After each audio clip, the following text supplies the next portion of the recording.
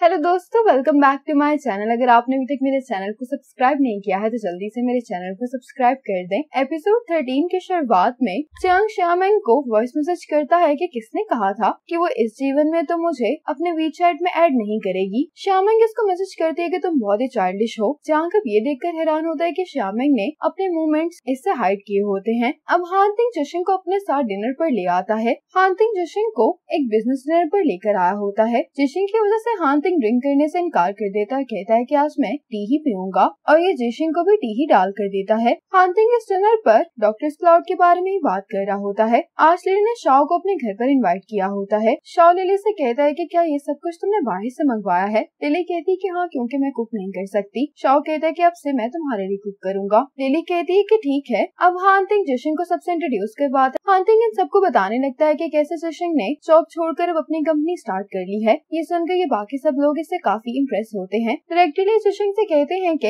अगर तुम्हें मेरी मदद की जरूरत हुई तो तुम मुझे कभी भी कांटेक्ट कर सकती हो। ये सुनकर जिशिंग डायरेक्टर ली को थैंक्स बोलती है तो हानतिंग जिशिंग को डायरेक्टर ली को वीचैट पर ऐड करने के लिए कहता है। अब ये सभी लोग जिशिंग को वीचैट पर ऐड कर लेते हैं। हानतिंग कहते हैं कि इस तरह से तुम अपने सीनियर से बहुत कुछ सीख सकती हो। लिली शाओ को मिस्टर वो वाला मैटर सॉल्व करने के लिए थैंक्स बोल रही होती है। शाओ कहते हैं कि तो तुम्हें मालूम हो चुका है। लिली कहती है कि तुम क्या करते हो, तुम हो तो बहुत काबिल। शाओ कहते हैं कि तुम काफी स्ट्रॉन्ग हो, इसलिए तुम्हें इस तरह की चीजों की परवाह नहीं है, लेकिन अगर दूसरे तुम्हें बुले करेंगे तो मैं ये बर्दाश्त नहीं कर सकता। जब बाकी सब लोग चले जाते हैं तो हानतिंग जिशिंग से कहते हैं कि तुम क्या सोच रही हो। जिशिंग कहती है कि कुछ भी नहीं, बस ये सोच रही थी कि वक्त कितनी जल्दी गुजर जाता है। जब मैं पहली दफा यहाँ पर आई थी तब मैं गोंगुआ में काम करती थी और लास्ट टाइम मुझे तो यहाँ पर खाना खाने का मौका भी नहीं मिला था, मुझे यहाँ से निकाल दिया गया था। हानतिंग कहते हैं कि उस दिन मिस जेंग तुम्हें क्या कहकर यहाँ पर लेकर आई थी। जिशिंग कहती है कि यही कि मुझे मिस्टर जाओ से अपने रोबोट बे को इंट्रोड्यूस करवाना है। हानतिंग कहते हैं कि तुम टेक्नोलॉजी में काफी अच्छे, लेकिन तुम्हें इस इंडस्ट्री के बारे में ज्यादा कुछ मालूम नहीं है। हानतिंग को थैंक्स कहती है कि तुमने आज मुझे बहुत सारे लोगों से इंट्रोड्यूस करवाया है। हानतिंग कहता है कि तुम्हें मुझे थैंक्स करने की कोई जरूरत नहीं है। अगर तुम में स्ट्रेंथ नहीं होती तो तुम्हें क्या लगता है कि वो जो लोग टेबल पर बैठे थे वो डिनर के लिए रुकते। जिन लोगों में स्ट्रेंथ होती है वो खुद ही लोगों को अपनी तरफ अट्रैक्ट कर लेते हैं, लेकिन अगर आप में स्ट्रेंथ ना हो तो आप चाहे 100 पार्टीज अटेंड करें तब भी कोई आपकी तरफ मुड़कर नहीं देखेगा। जिशिंग कहते कि तुम मुझे आज यहाँ पर फिर क्यों लाए थे। हानतिंग कहते कि क्या तुम डायरेक्टर ली से नहीं मिलना चाहती थी। हानतिंग कहते कि आज हॉस्पिटल में तुमने अपना वक्त जाया किया था, किसी को अप्रोच करने का ये गलत तरीका है। जिशिंग कहती है कि मैं क्या कर सकती हूँ, मैं तुम तो नहीं हूँ। हानतिंग कहते हैं कि फिर तुम इस काम के लिए किसी और पर्सन को हायर कर लो। इंसान का वक्त और एनर्जी सिर्फ इम्पोर्टेंट कामों पर सर्व करने के लिए होते हैं। जिशिंग कहते हैं कि मैं समझ गई हूँ, एज अ लीडर मुझे कंपनी की स्ट्रेटेजी और कोर टेक्नोलॉजी के बारे में सोचना चाहिए। हानतिंग कहते हैं कि तुम इतनी भी स्टूपिड नहीं हो। अब जिशिंग जब हानतिंग को बाय बोलकर जा रही होती तो हानतिंग कहता है कि मैं तुम्हें बहुत सारी नई चीजें टीच कर रहा हूँ, तो मुझे ऐसा लग रहा है कि मैं एक प्राइमरी के स्टूडेंट को पढ़ा रहा हूँ। जिशिंग कहती है कि टीचर हानतिंग आपको बहुत शुक्रिया। हानतिंग कहते हैं कि क्या तुम्हें टीचर को ट्यूशन के पैसे नहीं देने चाहिए। जिशिंग इससे पूछते कि तुम्हें कितने पैसे चाहिए। हानतिंग कहता है कि मुझे 5% शेयर चाहिए। जिशिंग हंसते हुए कहती है कि मुझे मालूम था। अब xiaoming मिस हान के घर पर ही लाइव स्ट्रीमिंग कर रही होती है। चियांग भी सोकर उठा होता है तो ये xiaoming की लाइव स्ट्रीमिंग में आकर बैठ जाता है। ये दोनों ही एक दूसरे को देखकर शौक हो जाते और चिल्लाने लगते हैं। चियांग की वजह से xiaoming को बैन कर दिया गया होता है। ये पढ़कर xiaoming बहुत गुस्से से चियांग को देखती है तो चियांग कहता है कि मेरा कसूर नहीं है, तुमने मेरी मॉम के कपड़े पहने हुए इसलिए मैं नींद में डिफरेंशिएट नहीं कर पाया। xiaoming कहती है कि अब मैं क्या करूंगी। चियांग कहते हैं कि तुम नया नंबर जाकर रजिस्टर करवा लो, मैं तुम्हें लाइव में कंपनसेट कर दूंगा। आज से जाओ सबके लिए न्यू ईयर गिफ्ट लेकर आता है। लिली शिंग से कहती है कि तुम और जाओ अपने घर चले जाओ, मैं जिशिंग के साथ रुक जाऊंगी। जिशिंग कहती है कि मेरा घर दूर है इसलिए मैं नहीं जा रही, तुम लोग के घर तो पास है तो अपनी फैमिली के साथ जाकर न्यू ईयर सेलिब्रेट करो। जिशिंग के बहुत फोर्स करने पर ये तीनों यहाँ से चले जाते हैं। लिली शाओ से फोन पर बात कर रही होती, इतने में ही शाओ यहाँ पर आ जाता है। लिली कहती कि तुम तो वाकई में ही आ गए। शाओ कहता है कि कल न्यू ईयर ईव है तो मुझे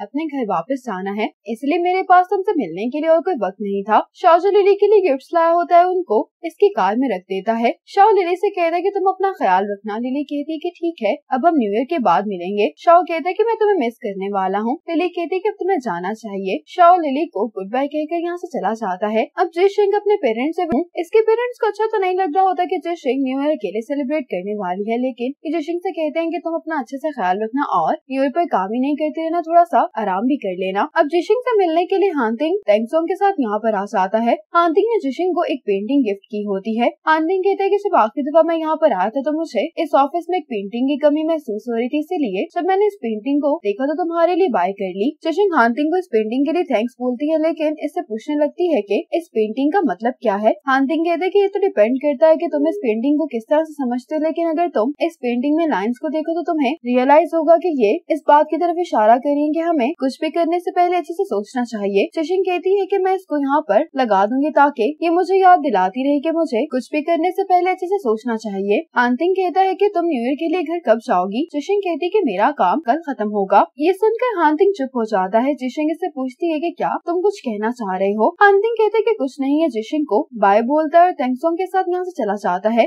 अब हानतिंग न्यू ईयर के लिए अपने ग्रैंडपा के घर पर आ जाता है। अब मिस जेंग भी सबके लिए गिफ्ट्स लेकर यहाँ पर आ जाती हैं। अब लिली अपनी मॉम से बात कर रही होती है। इसकी मॉम कहने लगती है कि तुमने अभी तक किसी अच्छी फैमिली का लड़का अपने लिए नहीं ढूंढा। ये इस बात पर लिली को डांटने लगती है कि तुम्हारे सर्कल में जितने भी लड़के हैं उनमें से कोई भी सीरियस नहीं है, इसलिए तुम्हें उनसे दूर रहना चाहिए। लिली अपनी मॉम से कहती है कि मॉम अगर आपको लगता है कि मैं सीरियस नहीं हूँ तो फिर मैं वापस आकर आपकी परेशानी में इजाफा नहीं करूंगी। मॉम इसको इस बात पर डांटने लगती है कि मैं तुम्हें ये समझाने की कोशिश कर रही हूँ कि जो गलती मैंने की थी वो तुम ना करो। लिली पहले घर जाने के लिए बहुत एक्साइटेड होती है, लेकिन अपनी मॉम से फोन पर बात करने के बाद ये बहुत अपसेट हो जाती है। लिली अपनी मॉम से घर के बाहर खड़े होकर ही बात कर रही होती है, लेकिन अब लिली अपनी मॉम से मिले बगैर ये गिफ्ट दरवाजे के बाहर रखकर चली जाती है। जिशिन न्यू ईयर वाले दिन भी काम कर रही होती है। अब इसकी तीनों फ्रेंड्स मिलकर इसको वीडियो कॉल करती हैं। लिली जिशिन से कहती है कि तुम अभी तक काम कर रही हो, तो जिशिन कहती है कि बस मैं काम खत्म करके डिनर के लिए निकलने वाली हूँ। जिशिन वेचे से पूछती है कि क्या तुम बाहर खाना खाने के लिए आई हुई हो, तो वेचे कहती है कि मैं घर पर बहुत बोर हो रही थी तो मैंने डिनर पर अपने कुलीग को इनवाइट कर लिया। वेचे कहती है कि मेरा कुलीग आ गया, ये इनको बाय करके वीडियो कॉल बंद कर देती है। वेचे ने अपने किसी कुलीग को नहीं बल्कि येचन को डिनर पर इनवाइट किया होता है। येचन वेचे को गिफ्ट देता है। ये कहने लगता है कि अगर लास्ट टाइम तुम मुझे पैसे नहीं देती तो शायद मेरी फैमिली को बहुत ही मुश्किल वक्त से गुजरना पड़ता। वेचे कहती है कि मैंने तो तुम्हारी छोटी सी मदद की, इसलिए मुझे थैंक्स करने की तुम्हें जरूरत नहीं है। ये गिफ्ट येचन के पेरेंट्स ने भिजवाया होता है, तो वेचे कहती है कि तुम अंकल आंटी को मेरी तरफ से थैंक्स बोल देना। अब जेशिन जिस बार आती है उसकी रिसेप्शनिस्ट उसको बता रही होती है कि न्यू ईयर पर सिर्फ हम उन्हीं लोगों को सर्व करते हैं जिन्होंने टेबल पहले से रिजर्व करवाया होता है। इतने में यहाँ पर शाओ आ जाता है जो कि इससे कहता है कि तुम इसे टेबल दे दो। जेशिन शाओ को यहाँ पर देखकर थोड़ा सा हैरान होती है। शाओ कहता है कि जब मैं तुमसे आखिरी दफा मिला था तब तुम गोंगवा में इंजीनियर थी और अब जब हम मिल रहे हैं तो तुम खुद अपनी कंपनी चला रही हो। शाओ कहते हैं कि मैंने सुना है कि मिस्टर हान ने तुम्हारी कंपनी में इन्वेस्टमेंट की है। जेशिन कहती है कि हाँ। शाओ कहता है कि चाइनीज न्यू ईयर है, तुम घर क्यों नहीं गई, चार्ज नहीं कर रहा होता। जेशिन कहती है कि इसकी कोई भी जरूरत नहीं है, इतनी डिशेस तो मैं खा भी नहीं पाऊंगी। शाओ कहता है कि न्यू ईयर है और वैसे भी मिस्टर हान बिजनेस में मेरी बहुत मदद करते हैं, तो मैं तुमसे पैसे चार्ज करने की हिम्मत नहीं कर सकता। जेशिन शाओ को जब थैंक्स बोलती है तो कहती है कि मिस्टर हान को भी मेरी तरफ से तुम थैंक्स बोल देना। तो शाओ कहता है कि ये तो तुम्हें उसे खुद कहना पड़ेगा। जेशिन कहती है कि ठीक है।